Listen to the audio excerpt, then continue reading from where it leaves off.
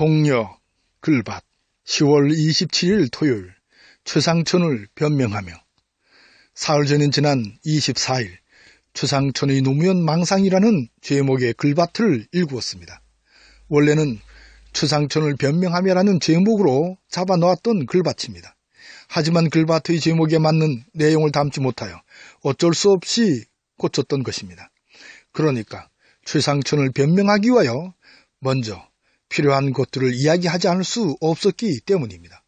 그것은 있는 그대로 노무현을 바라볼 수 있는 힘이기도 하다는 판단 때문입니다. 그래서 먼저 5가지의 노무현의 망상을 옮겨 풀어놓은 것이지요. 그 5가지는 희망돼지 조금 통해서 시작하여 홍석현 띄우기, 삼성 엑스파일, 친민중 친노동정책, 반부패 깃발의 거짓들입니다. 그래서 글밭의 끝을 다음과 같이 마무리 짓지 않을 수 없었던 것이죠. 노무현은 어느 순간 대통령을 기준으로 분명히 다릅니다. 노무현과 문재인과 삼성이 엉켜있고 거기에 이재명의 가치관이 부딪히는 오늘의 형국입니다. 이재명 죽이기의 실상도 이런 관점에서 살피는 것이 옳을 듯 싶네요. 이런 최상천의 생각에 대체로 뜻을 함께합니다. 아쉬운 것이 있다면 그것은 이를 접근하는 때의 문제라는 것이죠. 어느 정도 적폐가 청산된 후 민주의 틀이 튼튼할 즈음에 짚어도 늦지 않다는 것입니다. 노무현의 망상은 결국 노무현의 변절로 그 파편들을 줍게 될 테니까요. 여기에는 너무나 큰 아쉬움이 깔려 있습니다. 그 아쉬움은 문재인 정권을 지지하는 이름하여 문바들에 대한 아쉬움이기도 합니다. 아니 문바들 중에도 지나칠 정도의 극 문바들에 대한 걱정이기도 합니다.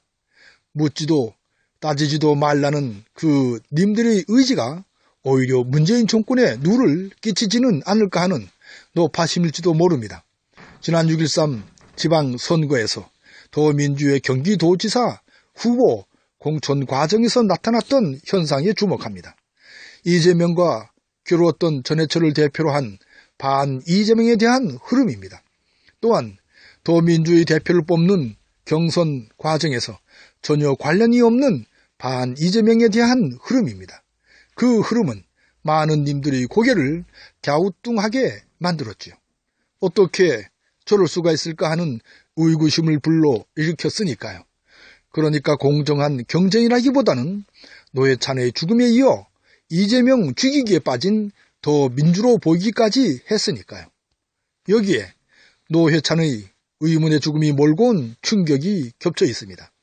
여기에 촛불 이전의 꼴통들이 촛불 이후에도 거들먹거리고 있는 현상이 겹쳐 있기도 합니다. 여기에 미적거리고 있는 적폐 청산에 대한 촛불 민심의 분노가 덧붙여집니다. 이러한 상황에서 나온 것이 최상천의 노무현 망상입니다. 그러니까 최상천이 바라보는 눈을 의심할 필요는 없으며 님의 역사인식에도 그릇됨이 없습니다. 다만 지금은 아닌데 하는 때의 문제로 아쉬움이 너무도 클 뿐입니다. 마치 처부숴야 할 적을 눈앞에 두고 분열하는 우리들의 모습에 몸서리를 칠 뿐이지요. 그래서 뜻을 함께하는 림보리님은 핏대를 세워 소리를 지릅니다. 문재인을 지키는 일이 바로 이재명을 지키는 일이고 이재명을 지키는 일이 바로 문재인을 지키는 일이라고요. 어쩌면 이 최상천을 변명하는 이 글밭은 저의 변명인지도 모를 일입니다. 오늘도 고맙습니다.